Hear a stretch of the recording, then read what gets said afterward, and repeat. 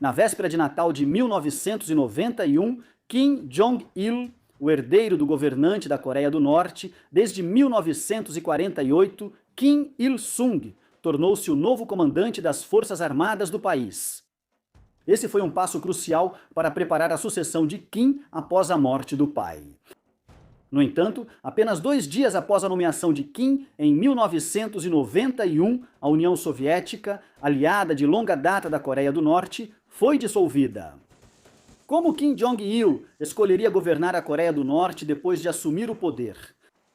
Ele abriria o país para reformas na era pós-Guerra Fria ou se tornaria ainda mais isolado no cenário mundial? Esta é a história de Kim Jong-il, o segundo líder da Coreia do Norte.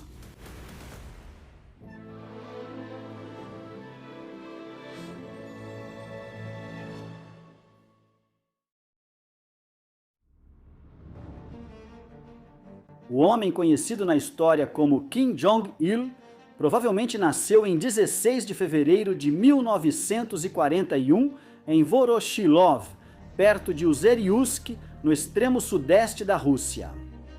É isso que os registros soviéticos da época indicam.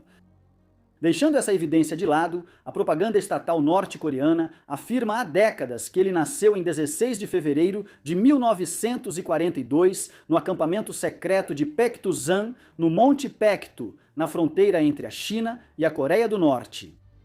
Isso ocorreu enquanto o país estava sob domínio japonês na Segunda Guerra Mundial. A data de 1941 é quase certamente correta, e a data de 1942 só foi escolhida depois para tentar afirmar por motivos de propaganda que Kim nasceu na própria Coreia, e não na Rússia. Seu nome nos primeiros anos era Yuri Kim, um nome parcialmente russo. Mais tarde, ele recebeu o nome de Kim Jong-il.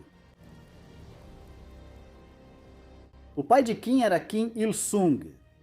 Na época do nascimento de Kim Jong-il, ele era um guerrilheiro comunista lutando contra a ocupação japonesa tanto da Coreia quanto de grandes partes da China. Partidários como Kim Il-sung receberam treinamento na União Soviética durante a Segunda Guerra Mundial. Por isso, Kim provavelmente nasceu no sudeste da Rússia em 1941. Seu pai, posteriormente, se tornaria o líder da Coreia do Norte comunista em 1948, estabelecendo ali uma ditadura da família Kim, que ainda prevalece mais de 3/4 de século depois. Isso significa que é a ditadura familiar mais antiga do mundo. A mãe de Kim era Kim Jong-suk, a primeira esposa de Kim Il-sung. Eles se conheceram na China em meados da década de 1930, quando Kim estava lá como combatente anti-japonês. Kim Jong-il era o filho mais velho deles. Outro filho se afogou em 1948, ainda na infância, enquanto a única filha, Kim Kyung-hee, nasceu em 1946 e ainda está viva hoje. Kim nasceu no meio do período de 20 anos mais importante da história moderna da Península Coreana. A Coreia nem sempre foi dividida em 2 nações. Ela foi unificada por milhares de anos e era extremamente estável. A dinastia Joseon, por exemplo, governou o reino coreano por mais de 500 anos, entre 1392 e 1897. Esse foi um período de notável estabilidade, ao final do qual a Coreia ficou conhecida como o Reino Eremita, devido ao seu isolacionismo. As coisas mudaram drasticamente quando a dinastia Joseon chegou ao fim. O Império do Japão estava se modernizando rapidamente e começou a se impor no Extremo Oriente, reivindicando o controle de Taiwan dos chineses e estabelecendo a Coreia como parte de sua esfera de influência à medida que o século XIX chegava ao fim. Em 1910, a Coreia foi diretamente anexada pelos japoneses. Ela permaneceu parte do Império do Japão por 35 anos. O país só foi finalmente libertado em agosto de 1945, quando a Segunda Guerra Mundial chegou ao fim. Nessa época, a União Soviética já havia invadido a Manchúria ao norte. E assim, a Península Coreana foi dividida entre uma Coreia do Norte comunista e uma Coreia do Sul alinhada ao Ocidente, que que foi governada por militares e pelo exército até a década de 1980. Kim foi um dos muitos ex-líderes partidários comunistas que lutaram contra as potências do eixo, dos Balcãs no oeste até a Coreia no leste, e que se tornaram líderes comunistas após o fim da guerra. Em setembro de 1948, Kim se tornou o primeiro-ministro da Coreia do Norte. Menos de 2 anos depois, Kim invadiu a Coreia do Sul numa tentativa de unificar a península sob seu comando. Ele acreditava, com base na experiência da não intervenção das potências ocidentais, quando os nacionalistas foram derrotados pelos comunistas na China em 1949, que os Estados Unidos e seus aliados também não interviriam para salvar a Coreia do Sul.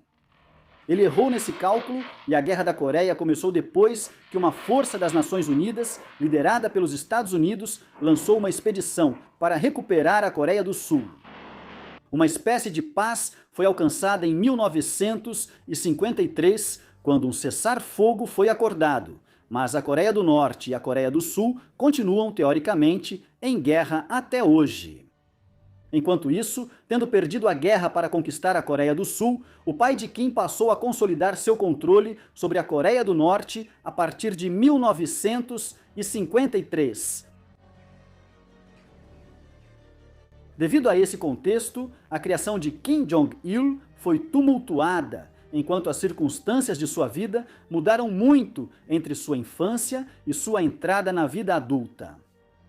Por exemplo, ele começou sua vida no meio da Segunda Guerra Mundial e se mudou entre a Rússia e a Coreia de acordo com o papel de seus pais no movimento de resistência contra a ocupação japonesa da Coreia. Mais tarde, sua vida se estabilizou mais na Coreia do Norte na segunda metade da década de 1940. Mas então, com o início da Guerra da Coreia, Kim voltou a se deslocar. O conflito envolveu várias invasões, tanto da Coreia do Sul quanto da Coreia do Norte, e a captura de cidades importantes. Pyongyang caiu para as forças expedicionárias das Nações Unidas em 19 de outubro de 1950, após a contra-invasão da Coreia do Norte. Tudo isso significou que os primeiros 12 anos de vida de Kim foram instáveis e sua educação foi esporádica e regularmente interrompida até o fim da Guerra da Coreia, em 1953. Os detalhes de onde ele esteve durante esses anos são incertos. Por exemplo, algumas biografias afirmam que Kim passou a maior parte dos anos da Guerra da Coreia na China, por questões de segurança. Relatos oficiais norte-coreanos afirmam que ele permaneceu na Coreia do Norte, uma alegação feita para não parecer que Kim Il-sung havia enviado sua própria família para fora do país durante a guerra. A infância de Kim também foi marcada pela morte de seu irmão mais novo em 1948 e no ano seguinte pela morte de sua mãe devido a uma gravidez ectópica. Kim iniciou sua carreira política em 1961, quando ingressou no Partido dos Trabalhadores da Coreia. É preciso lembrar que a família Kim ainda não era, naquela época, o tipo de família ditatorial quase monárquica que se tornou depois. Embora o pai de Kim fosse o governante da Coreia do Norte, ele ainda não era um ditador absolutista. Essa mudança só ocorreu em 1967, depois que uma tentativa de destituir Kim Il-sung, liderada por um grupo de veteranos seniores da Segunda Guerra Mundial, conhecido como facção Kapsan, foi esmagada. Kim Jong-il desempenhou um papel de destaque nas investigações e expurgos que se seguiram ao incidente da facção Kapsan. Como parte disso, ele foi colocado no comando do Departamento de Propaganda e Agitação. Esse departamento evoluiu a partir da divisão de propaganda soviética que havia sido instalada na Coreia do Norte no outono de 1945, após a ocupação da metade norte da península. Sob a administração norte-coreana, era responsável por disseminar e gerenciar a propaganda do governo que, após o incidente da facção Kapsan, passou a se tornar cada vez mais sinônimo de propaganda da família Kim. O período de Kim como chefe do departamento de propaganda e agitação coincidiu com uma mudança. De usar rádio, cartazes, estátuas e material impresso para espalhar a propaganda do regime, passou a adotar o cinema como um novo método de doutrinação. Kim imediatamente teve que lidar com um problema. Entre os líderes do departamento estava um político chamado Kim Tung-man, que havia autorizado a produção de um filme chamado An Act of Sincerity. Isso retratava Chache Ryon, esposa de Pak Kun-chol, o líder da facção Kapsan, de forma muito positiva. Kim fez com que Kim Thoman fosse removido do departamento de propaganda e agitação como consequência. Kim passou a atuar mais diretamente na produção de filmes e teatro na Coreia do Norte. Por exemplo, ele é listado como diretor de uma ópera de propaganda de 1971 chamada Mar de Sangue. Ela se passa na década de 1930, época da ocupação japonesa da Coreia, e exemplifica a ideologia Juche, que se tornou uma parte fundamental do período de Kim Il-sung como líder do país. Juche significa literalmente sujeito e combina elementos do marxismo-leninismo com ideias tipicamente coreanas. Quando Mar de Sangue estreou em 1971, o culto à liderança de Kim Il-sung já havia se tornado absolutamente central nessa ideologia. Esse foi apenas um dos muitos filmes e peças cuja produção Kim Jong-il supervisionou nos anos 1970.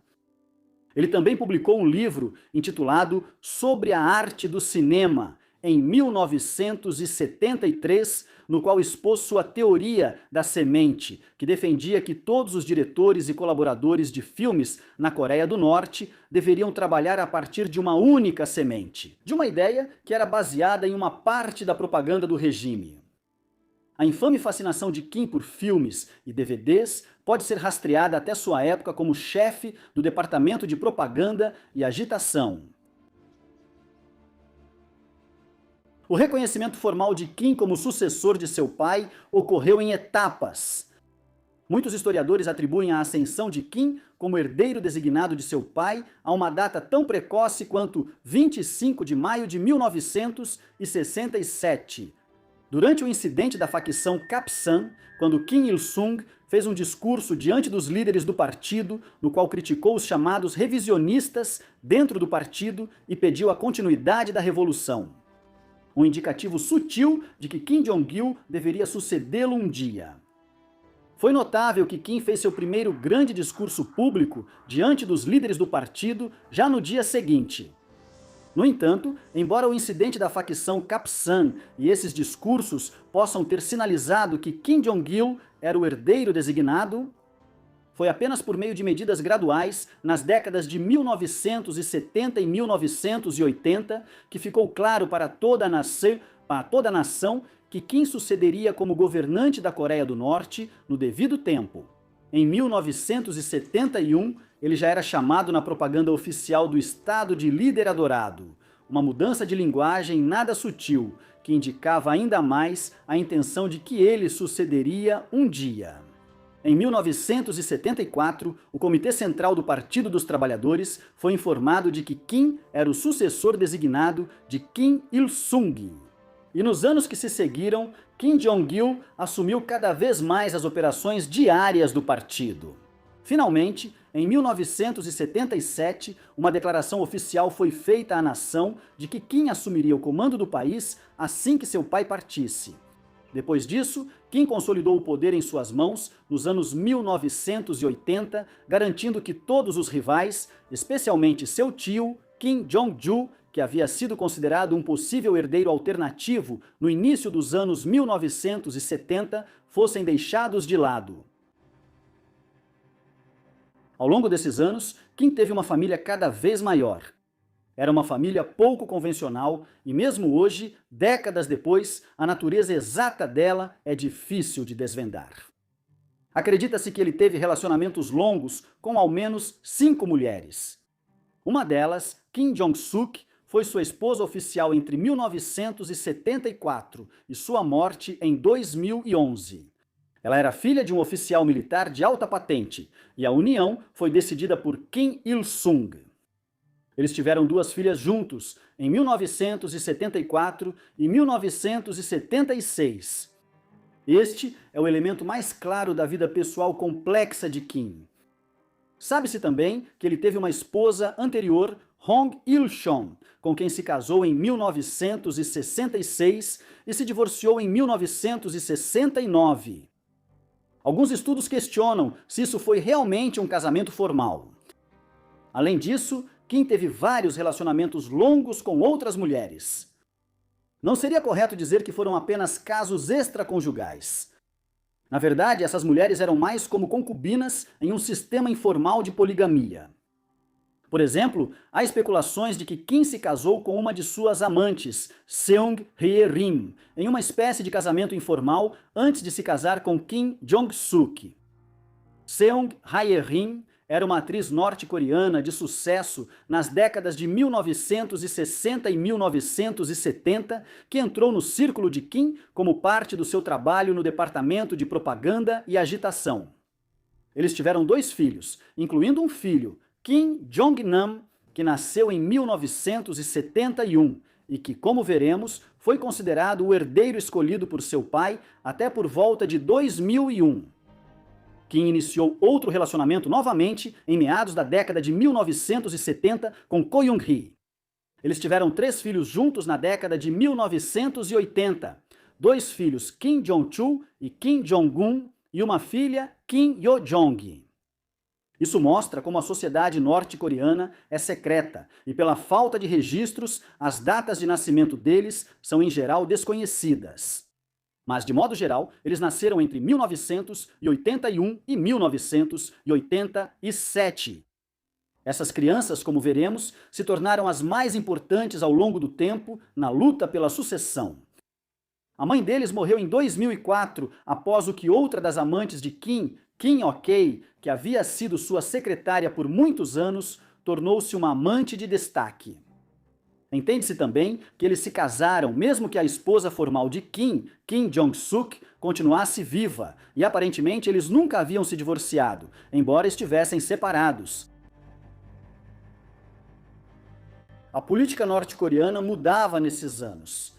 A família Kim não apenas consolidou seu controle sobre o governo, como também fez isso ao fortalecer a posição dos militares no centro da administração. Isso já era uma característica da vida coreana desde o final da Segunda Guerra Mundial.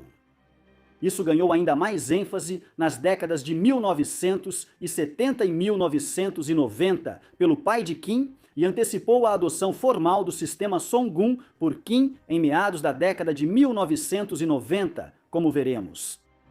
Com a intensificação da Guerra Fria, nos anos 1980, e enquanto a Coreia do Sul experimentava um grande boom econômico baseado na diversificação para eletrônicos e tecnologia, a Coreia do Norte respondeu reafirmando seu compromisso com o totalitarismo. A censura e a vigilância foram ampliadas em consequência. No cenário internacional, Kim Il-sung tentou expandir os laços diplomáticos da Coreia do Norte ao redor do mundo nas décadas de 1970 e 1980. É importante lembrar, ao considerar o período posterior de Kim Jong-il como líder e o mandato de seu filho Kim Jong-un como ditador do país, que a Coreia do Norte nem sempre foi tão isolada quanto tem sido nos tempos modernos. Durante a Guerra Fria, a Coreia do Norte tinha muitos laços com nações da Ásia, África, Europa Oriental, Oriente Médio e até mesmo da América Latina. Incidentes como a tentativa de assassinato do presidente sul-coreano Cheon Do-hwan por agentes norte-coreanos enquanto ele visitava Rangoon, em Myanmar, no dia 9 de outubro de 1983. Além disso, Kim Il-sung conseguiu aproveitar as conexões diplomáticas do país para beneficiar economicamente a nação, tanto por meio de importações quanto de exportações, nas décadas de 1970 e 1980. O colapso dessas conexões diplomáticas na década de 1990 iria moldar o período de Kim Jong-il como líder da Coreia do Norte. Em 1985, Mikhail Gorbachev se tornou o novo líder da União Soviética. Ele era um tipo diferente de líder russo, em parte porque nasceu em 1931 e fazia parte de uma geração mais jovem que atingiu a maioridade durante a era próspera da União Soviética nas décadas de 1950 e 1960. Ele decidiu reformar o sistema soviético, que havia estagnado economicamente nas décadas de 1970 e 1980. Mas suas reformas planejadas, graduais e limitadas se transformaram no final dos anos 1980 em um movimento de reforma muito mais populista nas nações do Pacto de Varsóvia, Polônia, Hungria, Tchecoslováquia e Alemanha Oriental. Após as revoluções nesses países e a queda do Muro de Berlim em 1989, o contágio se espalhou para a própria URSS. Ela colapsou em 1991 e a nova Federação Russa foi formada, enquanto partes importantes da antiga União Soviética, como Ucrânia, Bielorrússia e Cazaquistão, se tornaram países independentes. Isso teve implicações existenciais para a Coreia do Norte e o regime dos Kim. Em resposta, o pai de Kim procurou reforçar a adesão do Estado à ideologia Juche que ele havia desenvolvido após a Segunda Guerra Mundial. E recusou-se a adotar tantos tipos de reformas políticas vistas na Rússia, quanto as reformas econômicas e de mercado que a China havia implementado desde o final dos anos 1970 para abrir sua economia ao mundo. Isso deixou a Coreia do Norte extremamente isolada no cenário mundial nos anos 1990. Essa foi a era da Pax Americana que se seguiu à Guerra Fria, a paz americana, quando as democracias estavam se proliferando em todos os lugares. E antigas ditaduras na África, Ásia e Oriente Médio estavam diante da perspectiva de ou se reformarem ou serem excluídas do novo sistema internacional unipolar. O envelhecido Kim Il-sung não estava disposto a se curvar à nova ordem, e assim, a situação econômica e política da Coreia do Norte se deteriorou muito rapidamente na primeira metade dos anos 1990, sem a ajuda anterior de que havia dependido da União Soviética. Kim Il-sung morreu em 8 de julho de 1994, aos 82 anos de idade. A linha de sucessão já estava bem estabelecida e Kim Jong-il sucedeu seu pai, a princípio de forma um pouco informal, e depois, a partir de outubro de 1997, como secretário-geral do Partido dos Trabalhadores da Coreia. Ele sinalizou sua intenção de manter o sistema estabelecido por seu pai imediatamente ao criar o Sungun em 1994. O Sungun, que literalmente significa militares em primeiro lugar, era uma ideologia que colocava os militares no centro da vida norte-coreana. Ela foi promulgada por Kim poucos meses após assumir o poder e foi consagrada como parte de sua estrutura política em 1995. À primeira vista, isso pode parecer uma ruptura com seu pai.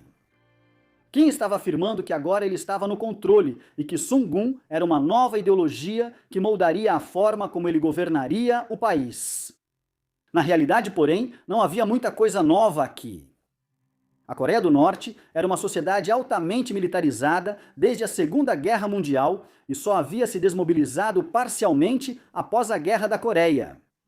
Já os anos 1970 testemunharam a maior expansão das Forças Armadas desde a guerra. Houve uma nova expansão após 1994, mas ela foi numericamente inferior ao crescimento dos anos 1970.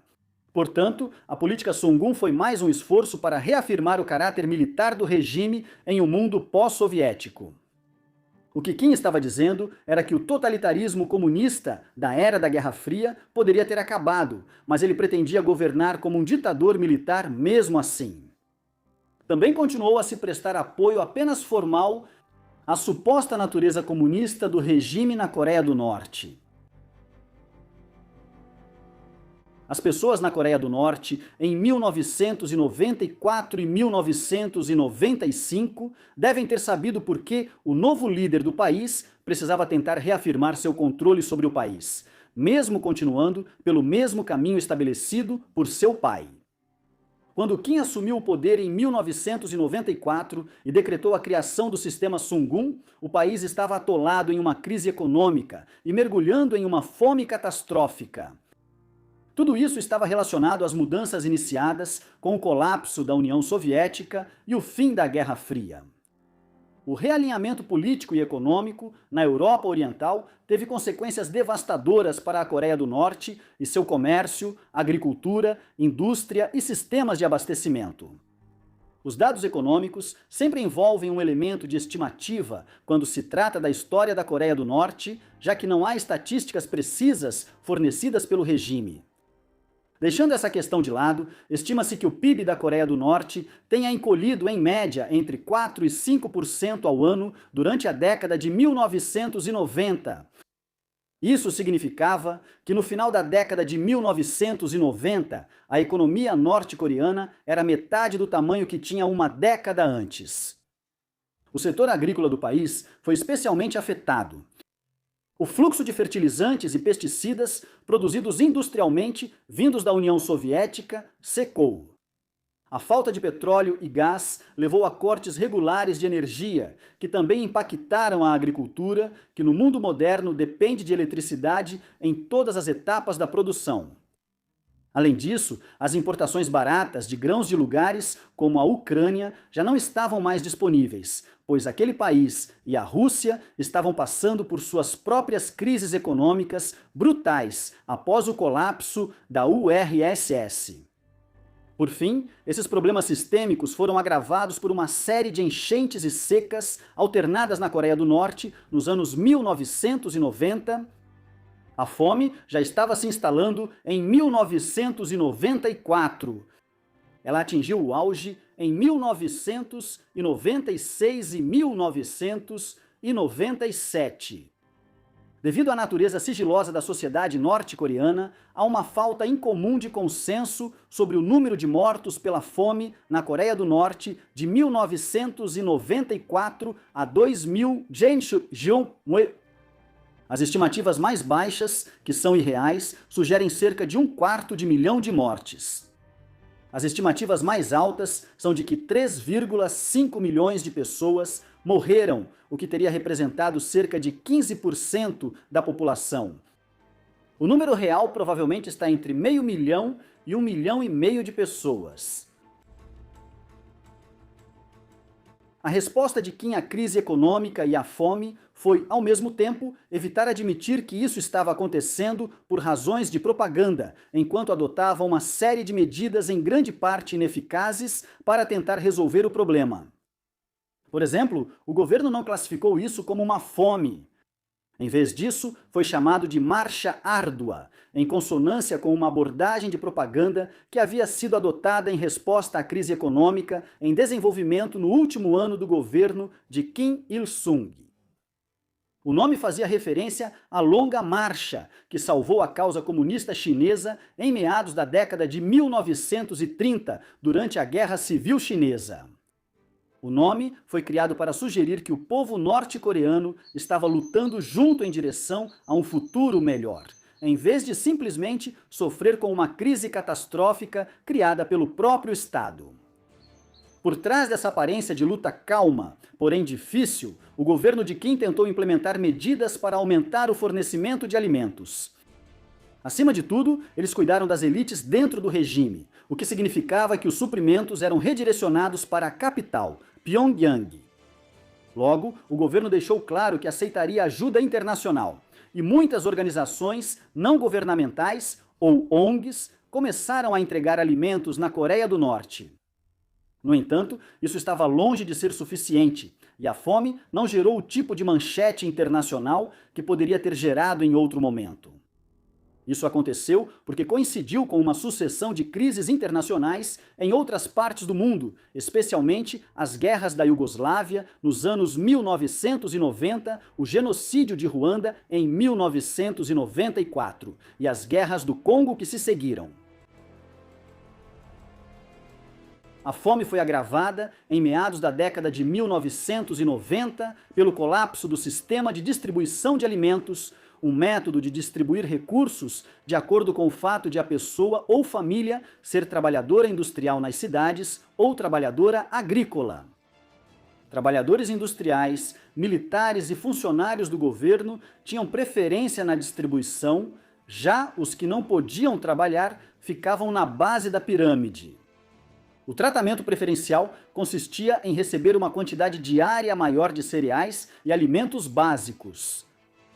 Esse sistema de tratamento preferencial agravou as crises de fome na União Soviética no início da década de 1930 e na China no fim da década de 1950, além de também ter piorado a catástrofe na Coreia do Norte em meados da década de 1990. O sistema acabou colapsando, pois o governo de Kim não atendia nem às demandas básicas. Com isso, um enorme mercado negro de alimentos e outros itens essenciais se desenvolveu, minando o sistema de abastecimento estatal que existia na Coreia do Norte há meio século. O crime aumentou muito e o governo enfrentou dificuldades para controlar a fronteira nessas circunstâncias.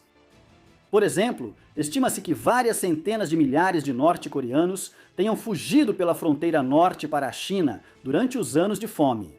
Depois que decidiram que era melhor arriscar fugindo do país do que permanecer e enfrentar a morte por fome. A economia ilegal que se desenvolveu na Coreia do Norte entre 1994 e 2000 continuaria sendo uma característica do sistema econômico do país durante todo o período de Kim como líder do país. Hoje, a Coreia do Norte é vista como um estado pária que tem muito pouco interesse em ser readmitido na comunidade internacional, preferindo confiar em seu programa de armas nucleares para garantir que o regime não possa ser derrubado por forças externas. No entanto, houve uma oportunidade real no final dos anos 1990 e início dos anos 2000 para a Coreia do Norte traçar um caminho em direção à paz e ao desenvolvimento econômico. Kim e seu governo observavam o restante do mundo prosperando economicamente após o fim da Guerra Fria, o que contrastava fortemente com a fome e a estagnação da Coreia do Norte. Decidiram por um tempo tentar reconciliar sua nação com a nova ordem mundial dominada pelos Estados Unidos. Assim, o que ficou conhecido como a Política do Sol foi adotado pelo governo de Kim em 1998. O principal objetivo disso era aliviar as tensões com a Coreia do Sul e tentar promover a cooperação econômica.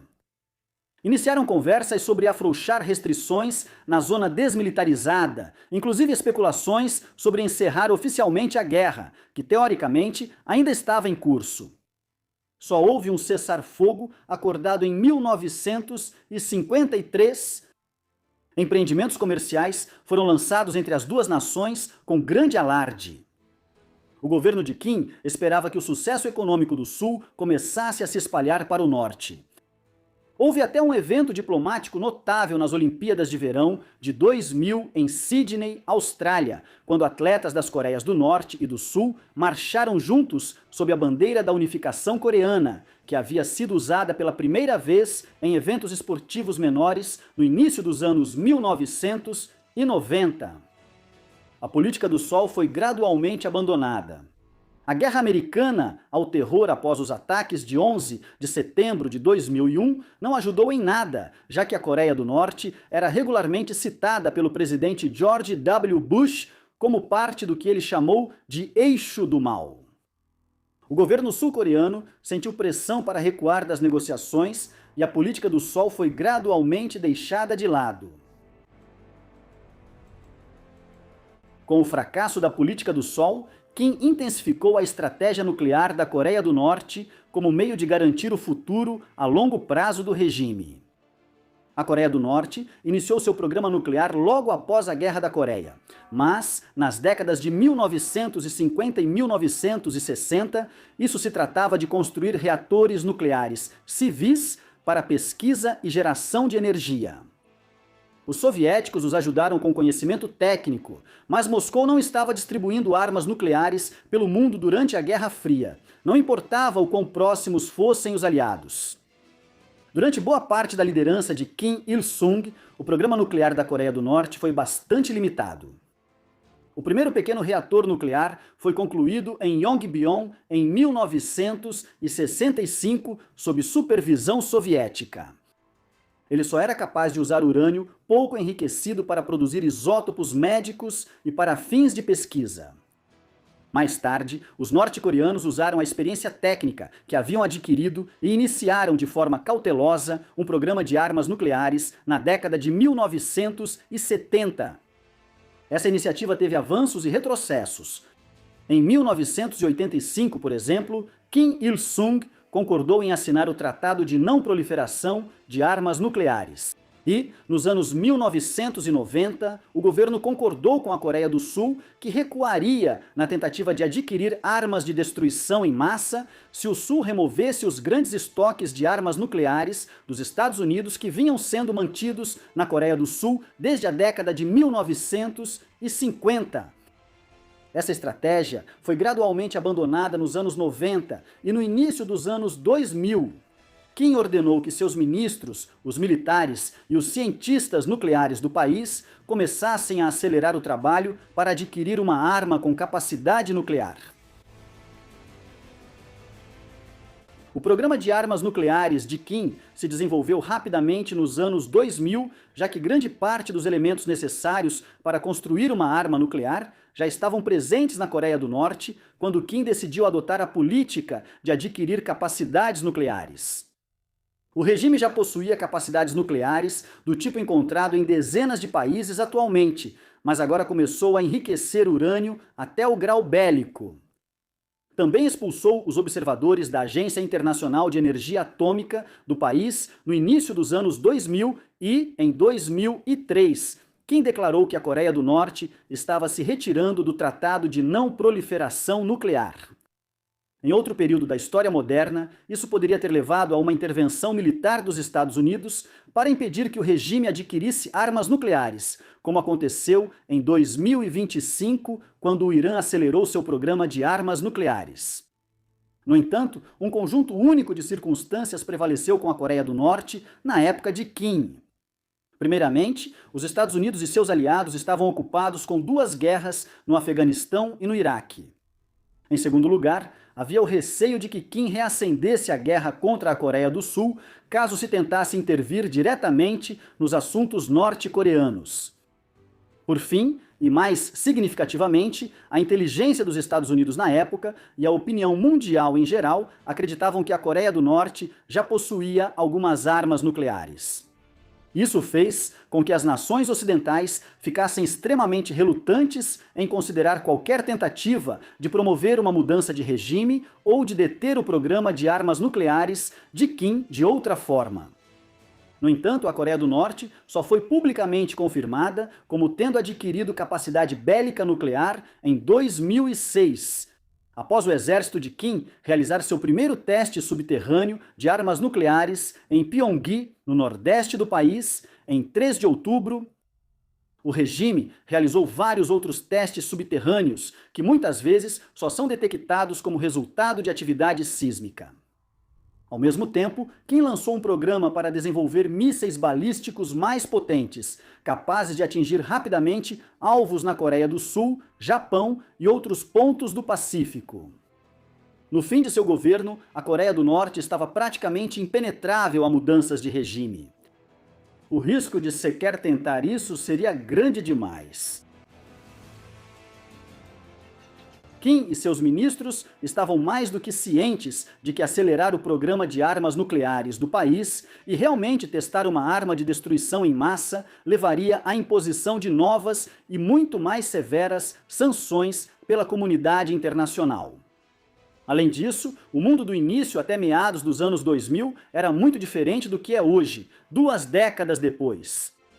A China ainda não tinha tanta confiança no cenário internacional como tem hoje, enquanto a Rússia estava apenas começando a se recuperar da crise dos anos 1990 Nenhum dos dois países podia ignorar as sanções contra a Coreia do Norte da mesma forma que fazem hoje. Por isso, o governo de Kim precisava de reformas econômicas para tentar colocar o país no caminho da autossuficiência. As medidas iniciadas tiveram sucesso limitado. Houve tentativas esporádicas de implementar reformas de mercado que permitiam propriedade e comércio privados. Isso funcionou na China porque ela começou a produzir bens que podia vender para o resto do mundo nas décadas de 1980, 1990. E nos anos seguintes, o mesmo não valia para a Coreia do Norte. Uma retirada completa da moeda oficial, o won, e a introdução de uma nova versão da moeda também foram implementadas em 2009 para tentar combater a inflação e conter a atividade do mercado negro. Isso teve apenas um impacto menor em um país onde grande parte do comércio do mercado negro ocorre na forma de escambo. No final, o regime recorreu de tudo, desde crimes até trabalho escravo e ataques cibernéticos emergentes, para tentar levantar capital para o círculo interno. Enquanto o restante do país seguia empobrecido, com frequentes quedas de energia, inclusive em áreas de Pyongyang. A personalidade de Kim foi constantemente analisada nos anos 2000. Por exemplo, ele ficou mundialmente infame por sua fascinação pelo cinema e havia rumores de que possuía a maior coleção de filmes em VHS e DVD do mundo. O tamanho estimado da coleção era supostamente superior a 20.000. Afirmava-se que ele passava horas todos os dias assistindo a filmes.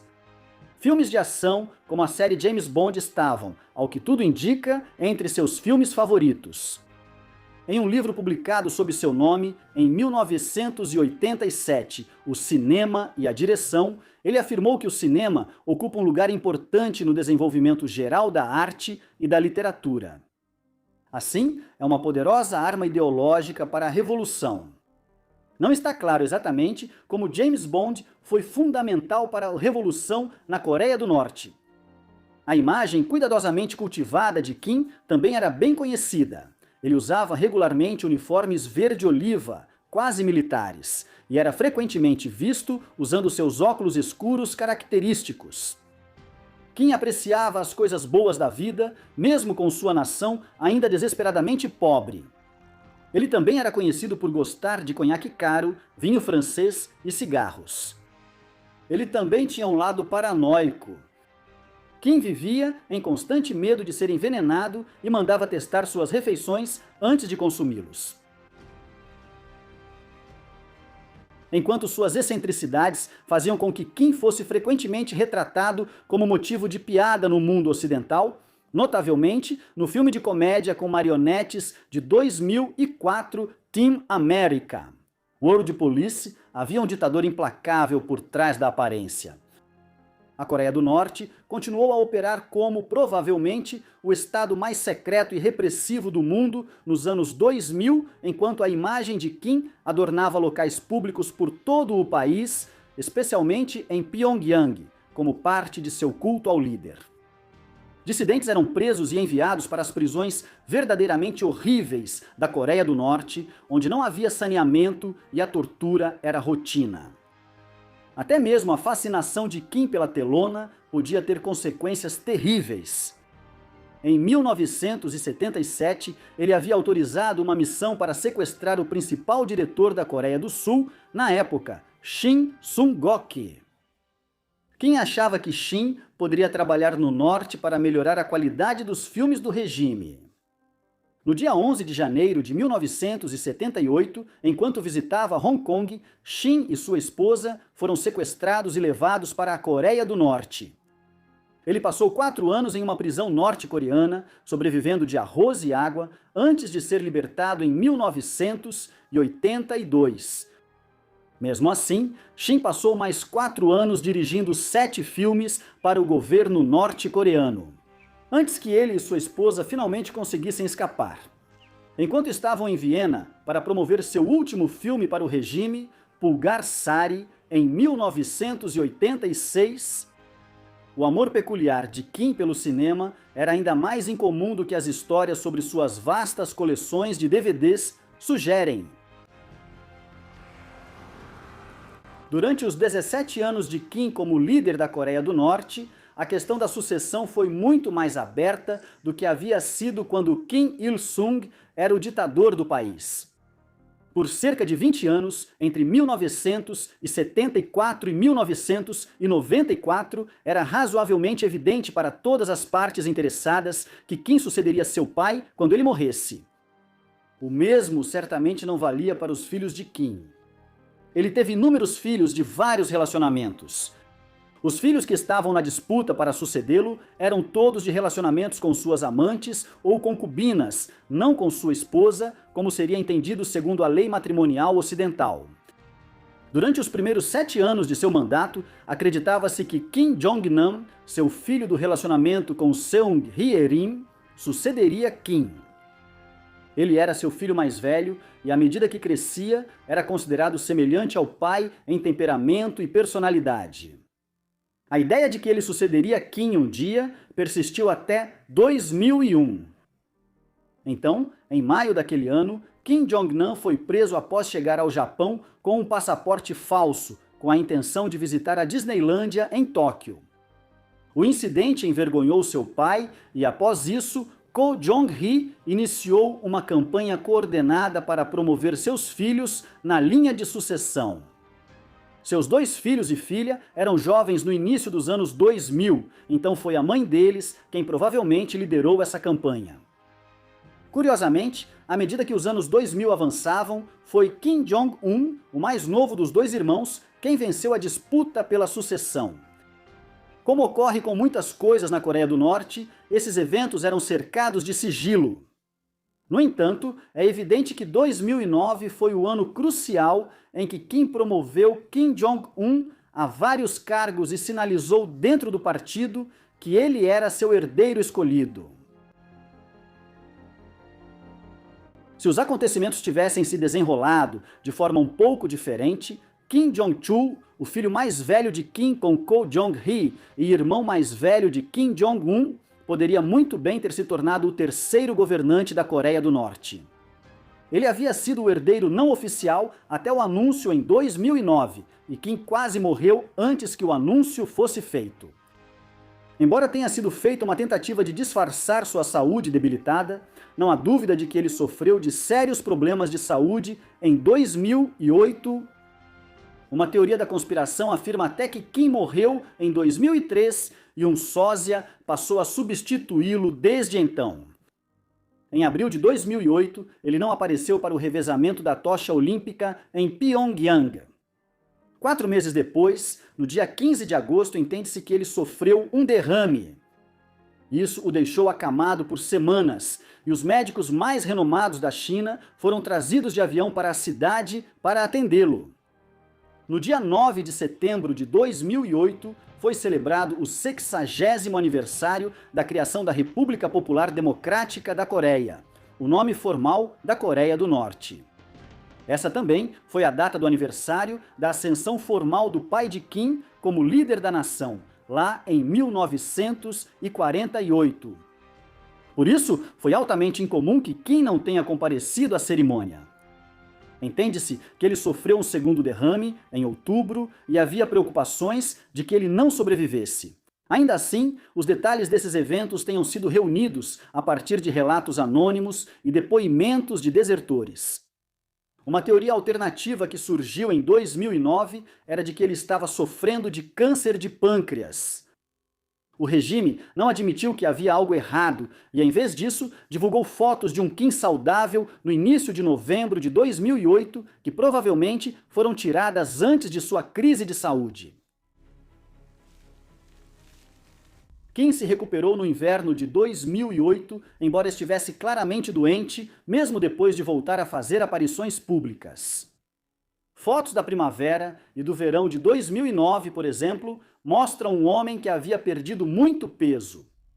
Isso incluiu sua aparição na Comissão de Defesa Nacional em 9 de abril de 2009, quando foi reeleito como presidente desse órgão. Ele também, aparentemente, havia perdido uma grande quantidade de cabelo em questão de poucos meses. Com certeza não foi coincidência que Kim Jong-un foi confirmado como seu herdeiro de forma mais aberta nessa época. Até hoje, não está 100% claro o que aconteceu, mas Kim realmente teve uma recuperação rápida na segunda metade de 2009. Em 2010, ele já estava bem o suficiente para fazer uma visita internacional à China e depois à Rússia em 2011. No dia 28 de setembro de 2010, ele foi reeleito como secretário-geral do Partido dos Trabalhadores. No entanto, suas condições de saúde subjacentes não haviam melhorado completamente e, em 17 de dezembro de 2011, Kim sofreu um ataque cardíaco maciço enquanto pegava um trem matinal de Pyongyang para um local fora da cidade. Essa era a versão oficial dos acontecimentos. A inteligência sul-coreana afirmou que ele pode ter morrido na cama por causas desconhecidas, após uma piora adicional em sua saúde. E que a história de sua morte divulgada visava mostrar a imagem de um líder trabalhador que morreu ao iniciar mais um dia de trabalho. Ele tinha 69 ou 70 anos de idade, dependendo de qual data de nascimento, 1941 ou 1942 fosse a correta. Seu funeral foi realizado 11 dias depois e seu corpo foi preservado para ser sepultado no vasto Palácio do Sol Kamsusan, em Pyongyang. Lá, ele está em exibição pública, junto com os restos mortais de seu pai. A linha de sucessão já estava firmemente estabelecida quando Kim faleceu em 2011 e a ascensão de Kim Jong-un como novo líder da Coreia do Norte ocorreu de forma tranquila, com canais estatais de notícias anunciando sua sucessão nas mesmas transmissões em que noticiaram a morte de Kim Jong-il. Por vários anos após se tornar líder, Kim Jong-un, que tinha na casa dos 25 anos quando se tornou o terceiro governante da Coreia do Norte, era considerado uma figura fraca e acreditava-se que o exército é que realmente comandava o país. Essa avaliação se mostrou incorreta. Em meados da década de 2010, Kim Jong-un tomou uma série de medidas que demonstraram sua crueldade.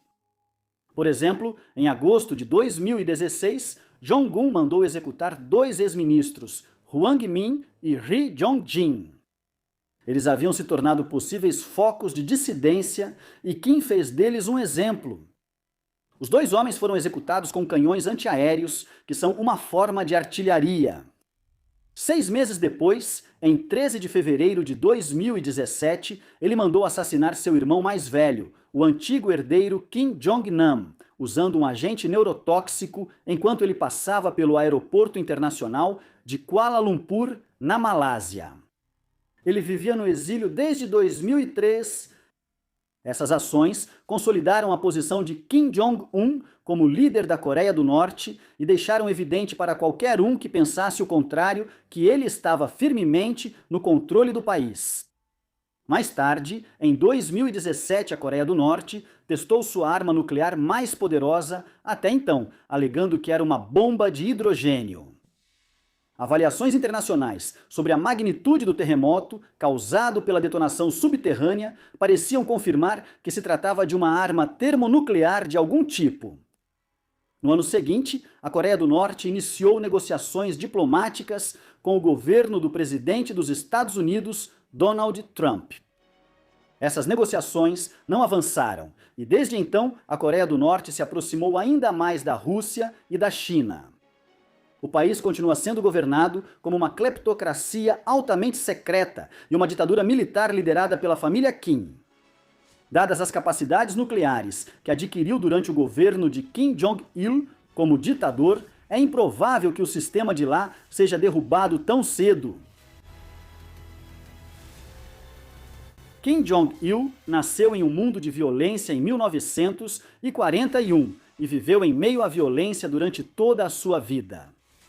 A diferença é que quando ele nasceu no meio da Segunda Guerra Mundial, a Coreia era vítima da violência japonesa, enquanto durante a maior parte de sua vida foi a família Kim que oprimiu seus compatriotas norte-coreanos.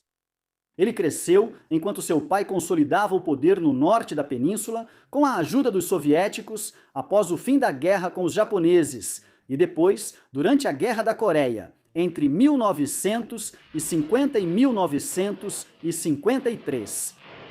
Não estava predestinado que Kim Jong-il se tornaria o próximo governante da Coreia do Norte.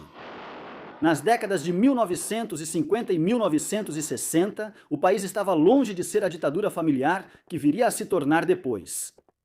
Foi apenas gradualmente, do meio dos anos 1960 até meados dos anos 1980, que Kim foi promovido dentro do governo e colocado na posição de sucessor de seu pai. Quando ele finalmente assumiu como o segundo líder da Coreia do Norte, em 1994, o país estava entrando em uma terrível crise econômica e fome. Essa crise, combinada com as mudanças nas circunstâncias políticas globais, nos anos após o fim da Guerra Fria, abriu brevemente uma janela para Kim mudar de rumo e iniciar reformas. Isso poderia ter feito da Coreia do Norte um estado mais aberto, que buscasse se reabilitar no cenário internacional. A política do Sol indica que ele considerou temporariamente esse caminho. No entanto, ele acabou se afastando dessa opção, sendo que a classificação da Coreia do Norte como parte do eixo do mal após os ataques de 11 de setembro aos Estados Unidos também teve um papel nisso. Como resultado, Kim recorreu a um programa intensificado de armas nucleares como meio de garantir a segurança do regime e o domínio de sua família. As decisões dele levaram a Coreia do Norte do século XXI, um dos países mais isolados do mundo, governado por uma ditadura familiar que combina uma ideologia centrada na cleptocracia e no autoritarismo militar. No entanto, não há como negar o sucesso do programa nuclear de Kim. O regime que agora é governado pelo filho dele não pode ser derrubado pelos Estados Unidos ou por qualquer outra potência, por medo de que uma invasão possa desencadear um ataque nuclear à cidade de Seul, Tóquio ou até mesmo a costa oeste dos Estados Unidos. Assim, em seus 17 anos como governante da Coreia do Norte, Kim Jong-il consolidou o domínio da família Kim na nação mais estranha do mundo. O que você acha de Kim Jong-il? Ele desperdiçou de forma tola uma oportunidade de acabar com o isolamento da Coreia do Norte no início do século XXI ou foi levado a adotar um programa nuclear mais agressivo devido a questões geopolíticas mais amplas? Por favor, deixe sua opinião na seção de comentários. E por enquanto, muito obrigado por assistir.